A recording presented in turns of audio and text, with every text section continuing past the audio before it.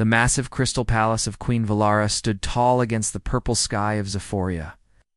Inside the grand throne room, hundreds of alien beings gathered to witness something that happened only once every few decades.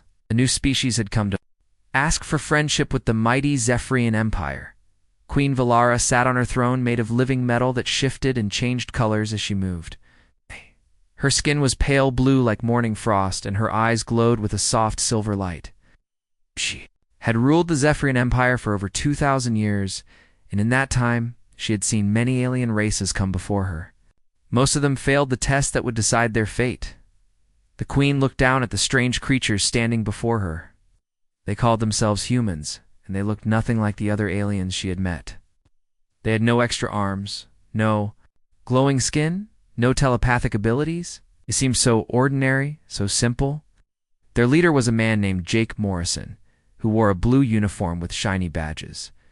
Behind him stood two other humans, a woman with brown hair called Lisa Grant, and a man with kind eyes named Paul Davis. Captain Jake Morrison stepped forward and bowed his head respectfully. He had trained for this moment for months during the long journey from Earth to Zephyria. The fate of all humanity rested on what happened in this room today. Your Majesty, Jake said in his clearest voice, we come from a planet called Earth. We seek friendship and alliance with your great empire. We have much to offer and much to learn. Queen Valara studied the human captain with interest. Heard these same words from dozens of other species. The Korthans had said similar things 300 years ago. The Vexlings had made the same promise just 50 years before. All of them had failed the trial of convergence, and most of them now served as simple trading partners, never allowed into the inner circle of the Zephorian alliance. Captain Morrison, the queen said, her voice echoing through the vast chamber, you speak of friendship and alliance. But words are easy to say. The Zephyrian Empire has survived and grown strong because we only ally ourselves with species that can prove their worth. The queen stood up from her throne, and her royal robes flowed around her like liquid starlight. She walked down the crystal steps until she was standing just a few feet from the human delegation. Up close, Jake could see that she was much taller than any human, nearly 8 feet high. For 3,000 years, Queen Valara continued. Every species that has asked for alliance with us has been given the same test. We call it the trial of convergence, which is a puzzle that tests not just intelligence, but the ability to think in ways that can help our empire grow stronger. Jake felt his heart beating faster. He had expected some kind of test, but he was not sure what it would be. The human scientists back on Earth had prepared them for many possibilities, but they could only guess what an advanced alien civilization might ask of them. The trial has been solved by exactly 47 beings in our entire history, the queen said, walking slowly around the human group. All of them were Zephyrians. Not one alien species has ever completed it successfully. The Galthons tried for 200 years before giving up. The Proxians sent their greatest minds, and they could not even understand how to begin. Dr. Lisa Grant listened carefully to every word.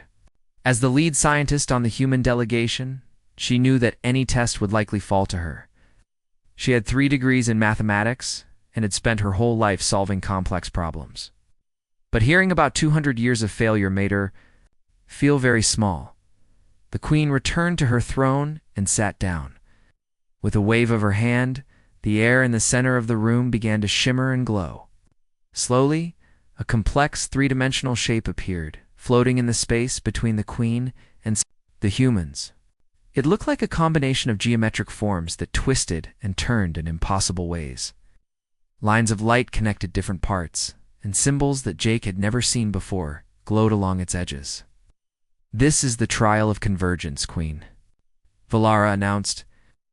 It combines advanced mathematics, quantum mechanics, and what you might call interdimensional physics. To solve it, one must understand not just how the pieces fit together, but why they must fit together in that exact way.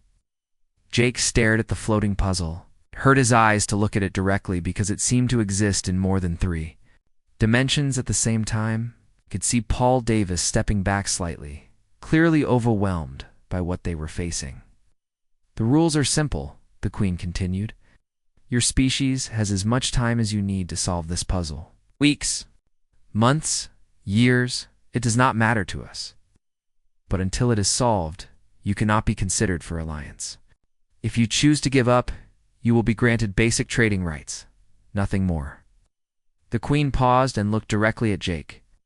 However, I should warn you that no species has ever taken more than 5 years to realize they cannot solve it. Most give up much sooner. Jake felt the weight of responsibility on his shoulders. Every human on Earth was counting on this mission to succeed. Earth needed the advanced technology that the Zephyrian Alliance could provide. Their planet was facing environmental problems that might be solved with alien science. But now, everything depended on solving a puzzle that had defeated every other alien race for thousands of years. Your Majesty, Jake said carefully, may we have some time to examine the puzzle and discuss our approach? Queen Valara smiled, but it was not a warm smile. It was the smile of someone who had seen this exact scene play out many times before. Of course, Captain Morrison, take all the time you need. My advisors will show you 2 quarters where you can work undisturbed. As the human delegation was led away to their temporary home in the palace, the Queen's chief advisor, an ancient Zephyrian named Korath, approached the throne. Your Majesty, Korath said in their native language, these humans seem even more primitive than the last species we tested. Look at them, they have no bioenhancements, no visible technology integration, no telepathic abilities. I doubt they will last even a week before admitting defeat. Queen Valara nodded slowly. You are probably right, old friend, but something about them interests me. Did you notice how the female scientist looked at the puzzle? Most aliens show fear or confusion when they first see the trial. But she looked curious. Curiosity is not enough to solve the trial of convergence, Korath replied. It requires understanding of mathematical principles that most species never develop. These humans still use primitive rocket ships to travel between stars. They possibly grasp interdimensional physics? The Queen was quiet for a long moment, watching the floating puzzle slowly rotate in the air. Perhaps they cannot, she said finally. But I have learned in my long reign that it is dangerous to underestimate any species completely. We will give them the same fair chance we give everyone. As night fell on Zephyria, the human delegation sat in their assigned quarters, staring at a smaller version of the puzzle that had been provided for their study. Jake paced back and forth while Paul Davis took notes on everything they had observed. Dr. Lisa Grant sat quietly in a corner, her eyes fixed on the floating geometric forms. It is impossible, Paul said, breaking the silence. How are we supposed to solve something that defeated species far more advanced than us? Jake stopped pacing and looked at his 2 companions. We cannot give up before we even try. Lisa, what do you think? Dr. Grant was quiet for another moment before speaking. I think, she said slowly, that maybe we are looking at this the wrong way. Everyone who has tried to solve this puzzle has failed because they approached it like Zephyrians would.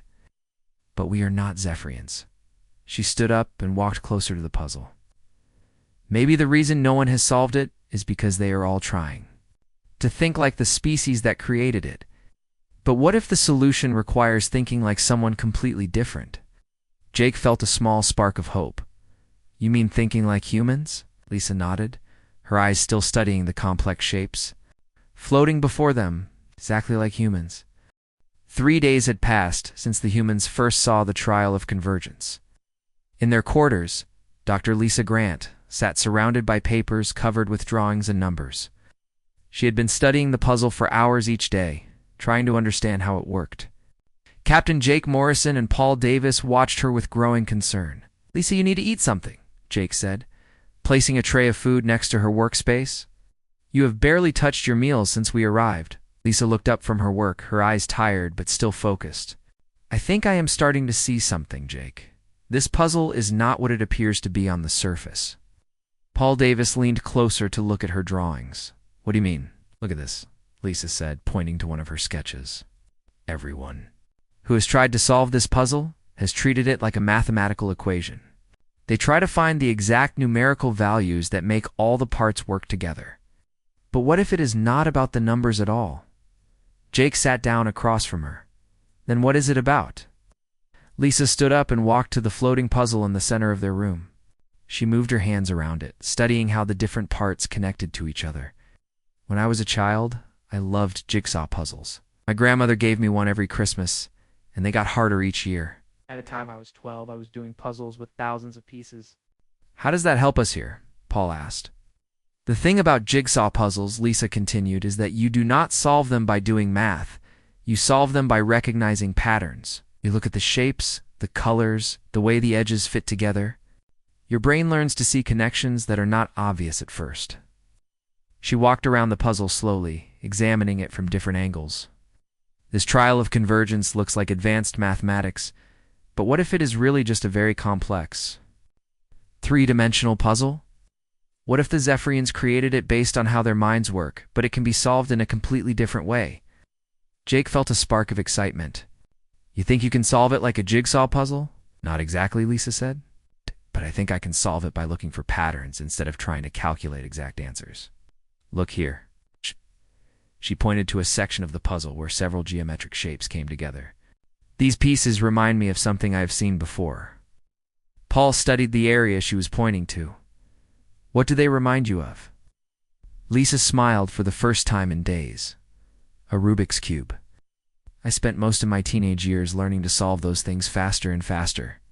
Eventually, I could do it without even thinking about the math. My hands just knew which moves to make because I had learned to recognize the patterns. She began to move her hands around the puzzle, not touching it, but following the lines of connection with her fingers. The Zephyrians think about this puzzle in terms of equations and formulas. But what if I think about it in terms of moves and patterns, like a giant three-dimensional puzzle game? Out. Jake and Paul watched as Lisa continued to study the puzzle. She was looking at it in a way that neither of them had seen before. Instead of trying to understand what each symbol meant, she was looking at how the shapes related to each other. I need to try something, Lisa said suddenly. But I want to do it in the throne room, in front of Queen Valara. Are you sure? Jake asked. What if you are wrong? What if you make things worse? Lisa turned to face her two companions. Jake, every other species has spent months or years trying to solve this puzzle using traditional methods. They all failed. If we are going to succeed, we need to do something that no one has tried before. Paul looked worried. But what if the Queen thinks we are not taking the test seriously? What if she thinks we are just guessing? Then we will be in the same position as every other species that has failed, Lisa replied. But if I am right, if this puzzle can be solved through pattern recognition instead of mathematical calculation, then we might be the first species to actually complete the trial. Jake made his decision. All right, Lisa, let's go see the Queen. An hour later, the three humans stood once again in Queen Valara's throne room. The massive chamber was filled with Zephyrian nobles and advisors, all curious to see what the humans would do. Most of them expected to watch another species admit defeat, just like all the others before them. Queen Valara looked down at the human delegation with mild interest. Captain Morrison, have you come to tell me that your species gives up? 3 days is actually quite fast, even for us. No, Your Majesty, Jake replied. She may have found an approach to the puzzle that has not been tried before. She requests permission to attempt the trial. A murmur of surprise went through the assembled Zephyrians. Most alien species spent weeks or months studying the puzzle before making any attempt to solve it. The idea that these primitive humans thought they could succeed after only 3 days seemed almost insulting. Korath, the Queen's chief advisor, stepped forward. Your Majesty, perhaps we should give them more time to prepare.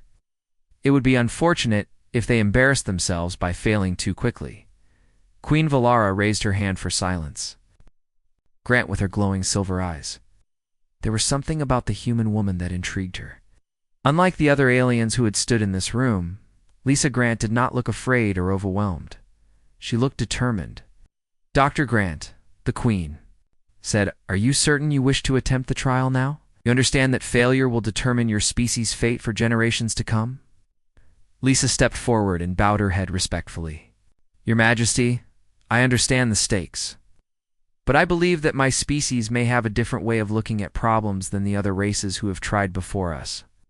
I would like the chance to prove that different does not mean inferior." The queen was quiet for a long moment. Around the throne room, Zephyrian nobles whispered to each other in their native language. Some seemed amused by the human's confidence. Others appeared concerned that their sacred trial was not being treated with proper reverence. Finally, Queen Valara spoke. "Very well, Dr. Grant, you may attempt the trial of convergence, but I warn you this puzzle has defeated the greatest minds of dozens of civilizations. Do not expect success simply because you think differently." With another wave of her hand, the queen caused the full-sized version of the puzzle to appear in the center of the throne room. It was much larger than the study version the humans had been working with, and far more complex. The geometric shapes twisted and turned through dimensions that seemed to bend reality itself. Lisa walked slowly around the puzzle, just as she had done in their quarters. But now, with hundreds of alien eyes watching her every move, the pressure was much greater. She could feel the weight of not just her own reputation, but the future of all humanity resting on her shoulders. "Whenever you are ready, Dr. Grant," Queen Valara said. Lisa took a deep breath and began to study the puzzle more closely. She forced herself to ignore the watching crowd and focus only on the patterns she could see. Slowly, she began to notice things that reminded her of puzzles she had solved as a child. There, in the upper left section, was a pattern that looked like the corner of a jigsaw puzzle. And over there, near the bottom, was a sequence of shapes that reminded her of the moves needed to solve one face of a Rubik's Cube, as she continued. To examine the puzzle, Lisa began to see it not as a collection of mathematical equations, but as a giant three-dimensional game. The kind of game she had been playing her entire life, just much more complex than anything she had encountered before. She reached out her hand toward the first section of the puzzle, ready to make her first move. Round the throne room, the assembled Zephyrians held their breath, waiting to see what would happen when the human touched their most sacred test. Lisa Grant reached out and touched the first section of the trial of convergence. The moment her fingers made contact with the glowing geometric shape, something unexpected happened. Instead of the usual resistance that other species had reported, the piece moved smoothly under her touch. Sliding into a new position with a soft musical tone, a gasp went through the assembled Zephyrians. In 3,000 years of trials, no alien had ever been able to move a piece on their first attempt. Most species spent days just trying to figure out how to interact with the puzzle at all. Queen Valara leaned forward on her throne. Ow. Her silver eyes wide with surprise. "Impossible," she whispered.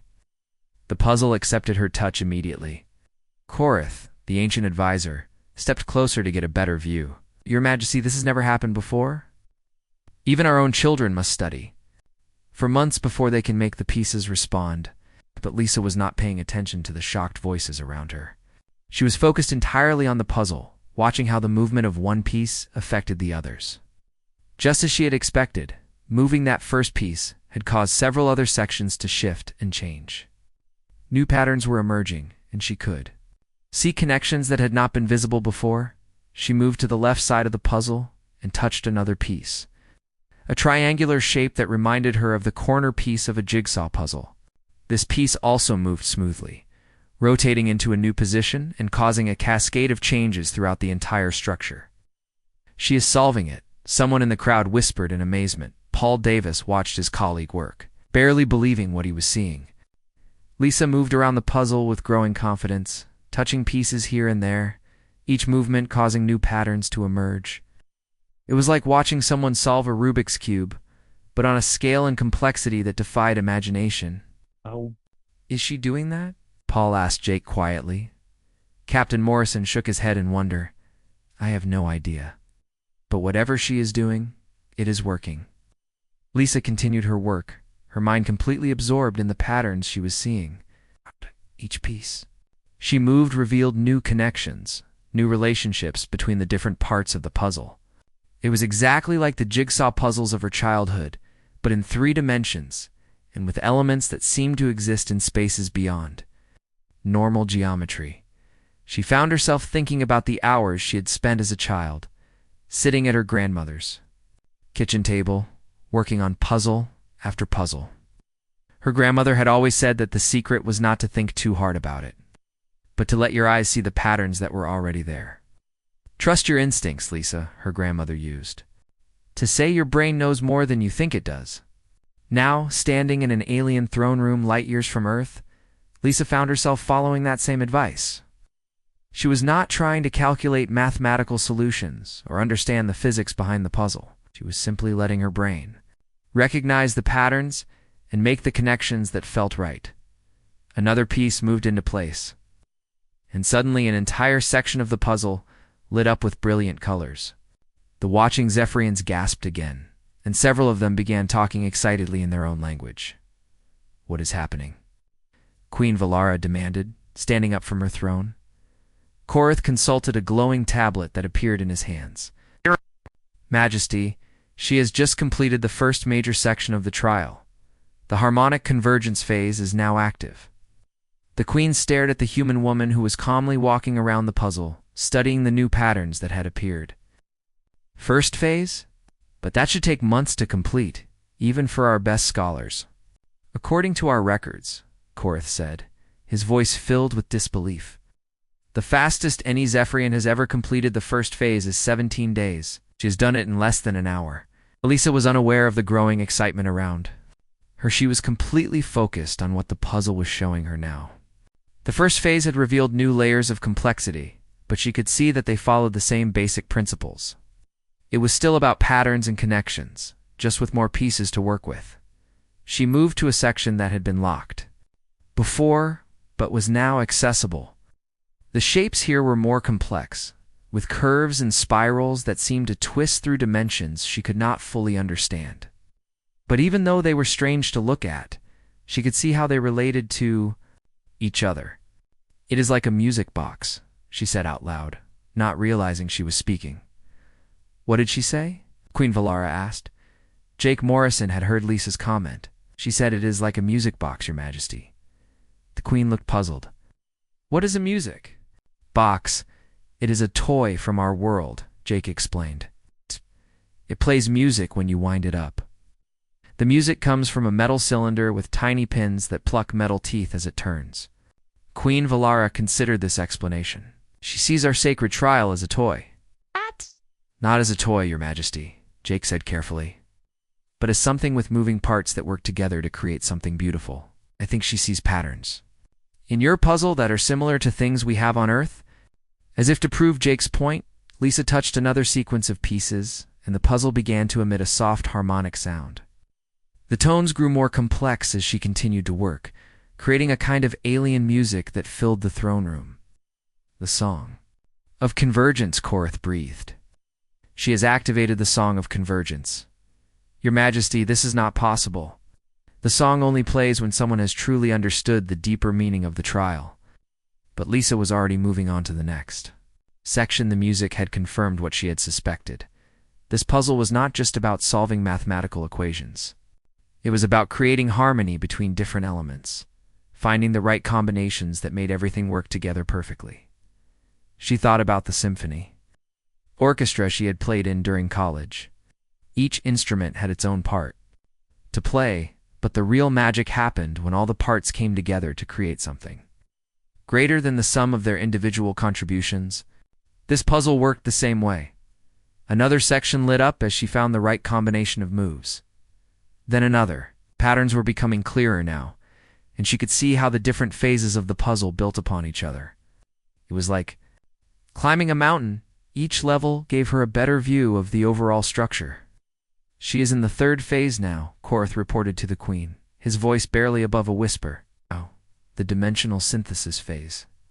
Your Majesty, our fastest scholars typically require years to reach this point." Queen Valara could not take her eyes off the human woman.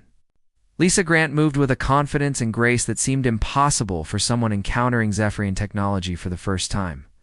She was not struggling or hesitating. She was not consulting notes or asking for help.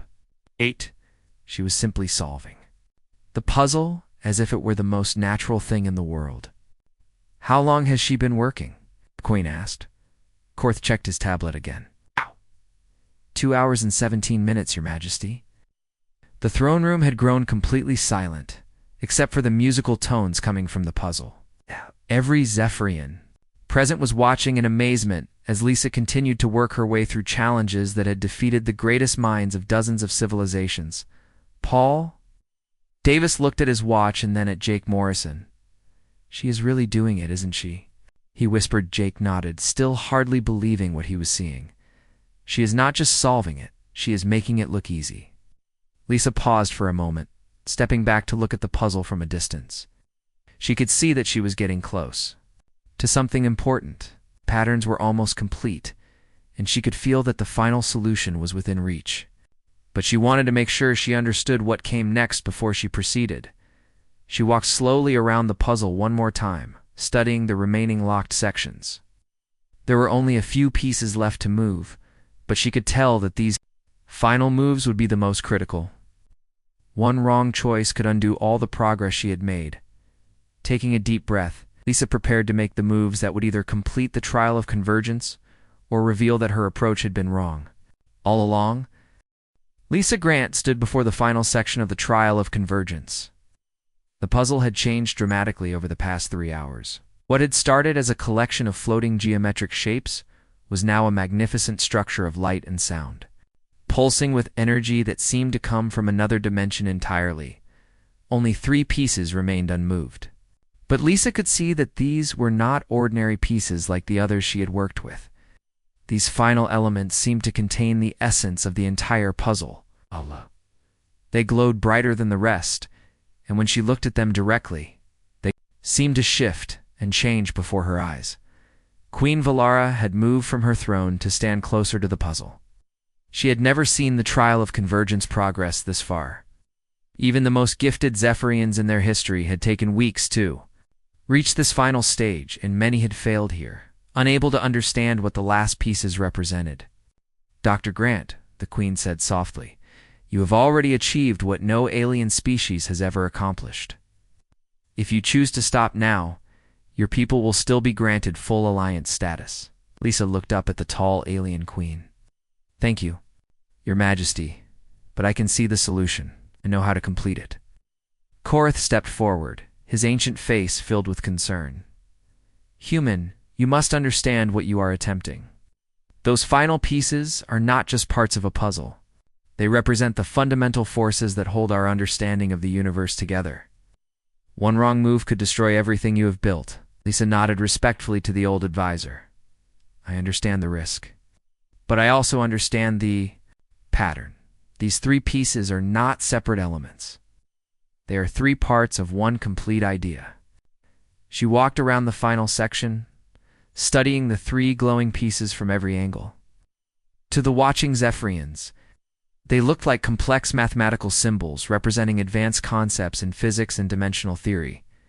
But to Lisa, they looked like something else entirely. They remind me of a story my father used to tell me, Lisa said, speaking as much to herself as to the crowd, about 3 brothers who each had a special gift. One could see the past, one could see the present, and one could see the future. But none of them could understand the full truth until they worked together. Paul Davis listened to his colleague with growing amazement. Even now, facing the most advanced alien technology in the galaxy, Lisa was finding connections to simple, human stories and experiences. Lisa reached out toward the first piece, the one that seemed to represent the past. As her fingers approached it, the piece began to resonate with a deep, rich tone that seemed to contain echoes of ancient wisdom. She touched it gently and guided it toward the center of the puzzle. The piece moved smoothly into position, and immediately the entire structure began to change.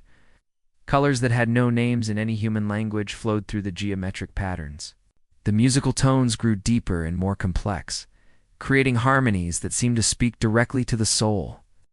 The temporal anchor is in place, Korath whispered in amazement. She has successfully integrated the past element. But Your Majesty, this is impossible. That piece requires understanding of 4th-dimensional mathematics that her species cannot possibly possess. But Lisa was already moving toward the second piece, the one representing the present. This piece felt different under her touch, more solid, more immediate. It seemed to contain all the energy of the current moment, all the possibilities that existed right now as she moved this piece into position. The puzzle began to pulse with a rhythm that matched her own heartbeat. The lights grew brighter, and the entire throne room was filled with a warm golden glow. Several of the watching Zephyrians gasped and stepped back, overwhelmed by the energy that was now flowing from the trial. "The present nexus is active," Korath reported, his voice shaking with emotion. "Your Majesty, in 3,000 years of records, only 7 Zephorians have ever successfully placed both the past and present elements, and none of them were able to complete the final step." "Queen?" Valara could not speak. She was watching something that challenged everything she thought she knew about intelligence, about problem-solving, about the nature of understanding itself. This human woman was not just solving their most sacred puzzle. She was doing it, with an ease and grace that made it look simple. Lisa approached the final piece, the one representing the future. This piece was the most difficult to look at directly. It seemed to exist in a constant state of change, showing glimpses of possibilities that might or might not come to pass. The Zephyrians had always believed that this piece could only be placed by someone who truly understood the interconnected nature of all things. But as Lisa studied the piece, she did not see complex equations or dimensional theories. She saw something that reminded her of her daughter's kaleidoscope back on Earth, the way the patterns shifted and changed, showing new possibilities with every turn. "The future is not something you calculate," Lisa said out loud, her voice carrying clearly through the silent throne room. "It is something you create by bringing together everything you have learned from the past and everything you understand about the present." She reached for the final piece with both hands. The moment she touched it, the entire puzzle exploded into brilliant light. The geometric shapes dissolved and reformed in patterns that seemed to exist beyond normal space and time. The music that had been playing throughout her work now swelled into a symphony that filled not just the throne room, but seemed to resonate through the very fabric of reality itself. And then, suddenly, everything was quiet. The puzzle had completed itself, transforming into a single, perfect sphere of pure light that floated peacefully in the center of the room. Ancient symbols that had been hidden for millennia appeared in the air around it, glowing with soft silver fire. The assembled Zephyrians stood in stunned silence. For several long moments, nobody moved or spoke. We're all staring at something that their most sacred texts had described, but that none of them had ever expected to see. The complete convergence, the final form of their most important trial, Queen. Valara was the first to find her voice. "The prophecy," she whispered. "The ancient prophecy spoke of this moment." Korath nodded slowly, tears streaming down his aged face. It said that when the trial achieved complete convergence, it would mark the beginning of a new era. An era when the galaxy would be united under a new understanding of what intelligence truly means. Lisa stepped back from the completed puzzle, suddenly feeling very tired. The intense concentration of the past few hours had drained her more than she had realized. But she also felt a deep sense of satisfaction. She had trusted her instincts, and they had led her to success. Jake Morrison and Paul Davis rushed to her side, both of them grinning with relief and pride. "You did it, Lisa," Jake said, his voice filled with emotion. "You actually did it," Paul clapped her on the shoulder. "How do you feel about being the first being in galactic history to solve the trial of convergence?" Lisa looked around at the crowd of amazed aliens, then up at the sphere of light that continued to pulse gently above them. "I feel like I just finished the world's most complicated jigsaw puzzle," she said with a tired smile. "And I am really looking forward to getting some sleep." Queen Valara approached the human delegation. Her expression completely transformed from the skeptical ruler who had first greeted them. Now she looked at Lisa with something approaching reverence. "Dr. Grant," the Queen said, her voice filled with respect, "you have not just solved our trial. You have shown us that intelligence takes many forms, and that wisdom can come from the most unexpected places. Your species will be welcomed into our alliance, not as junior partners, but as equals." She paused, looking at the sphere of light that had once been the impossible puzzle. "But more than that, you have taught us something about ourselves. For 3,000 years, we believed that our way of thinking was the only way to understand the universe. Today you have proven us wrong." Lisa bowed her head respectfully. "Your Majesty, I think the real lesson is that when different kinds of intelligence work together, we can achieve things that none of us could accomplish alone. The Queen smiled, and for the first time since the humans had arrived, it was a warm, genuine smile. Indeed, Dr. Grant, indeed. 6 months had passed since Dr. Lisa Grant solved the trial of convergence. The Crystal Palace of Queen Valara had become a very different place during that time. Where once only Zephyrian scholars had walked the halls of learning, now humans and aliens worked side by side, sharing knowledge and discovering new ways to understand the universe. Lisa sat in what had once been the most sacred library in the Zephyrian Empire, was now called the Center for Combined Learning. Around her, young Zephyrians worked on puzzles that looked nothing like their traditional mathematical exercises. Instead, they were learning to solve problems the way humans did, through pattern recognition, intuitive thinking, and creative connections. Dr. Grant called out a young Zephyrian named Zira. "I am having trouble with this puzzle about the crystal formations. The mathematical approach is not working." Lisa walked over to where Zira was studying a holographic display of mineral structures. "Remember what we talked about yesterday?" Lisa said gently. "Do not think about the numbers first. What do these crystals remind you of? What have you seen before that has a similar shape?" Zira stared at the display for a long moment, then her silver eyes widened with understanding. "They look like the ice formations that grow on our windows during the cold season." "Exactly," Lisa smiled. "And how do ice formations grow?" "Layer by layer, following the path of least resistance," Zira said excitedly. "So these crystals must grow the same way." She began manipulating the display. Within minutes, she had solved a problem that had puzzled Zephyrian geologists for decades. Across the room, Paul Davis was working with a group of adult Zephyrians who were learning human engineering techniques. They were trying to design a new type of spacecraft engine, but instead of starting with complex equations like they normally would, Paul was teaching them to think about the problem like building blocks. "Imagine you are a child with a box of toys," Paul explained to the group. "You want to build the fastest toy car possible? What would you do first?" An elderly Zephyrian engineer named Vex raised his hand. "I would look at all the pieces and see which ones are designed for speed." "Good," Paul nodded. "And how would you know which pieces are designed for speed?" "By their shape," Vex said slowly, beginning to understand. "Smooth pieces would move through air more easily than rough pieces, right? So instead of calculating air resistance coefficients, you start by looking at shapes that naturally move. Well, through air. Then you build from there." Meanwhile, in the palace's main conference room, Captain Jake Morrison was meeting with Queen Valara and representatives from 12 different alien species. Word of humanity's success had spread quickly through the galaxy, and now every major civilization wanted to understand how humans thought so differently. "Captain Morrison," said Ambassador Klex from the Andromedian Collective, "our scientists have been studying Dr. Grant's solution to the trial of convergence for months. We still do not understand how she was able to see patterns that escaped our analysis." Jake leaned back in his chair, thinking about how to explain something that seemed so natural to humans. "Ambassador Klex, may I ask you a question? When you were young, did your people have games or toys?" The ambassador looked confused. "Games? We had educational simulations designed to improve our cognitive efficiency. But did you have anything you did just for fun?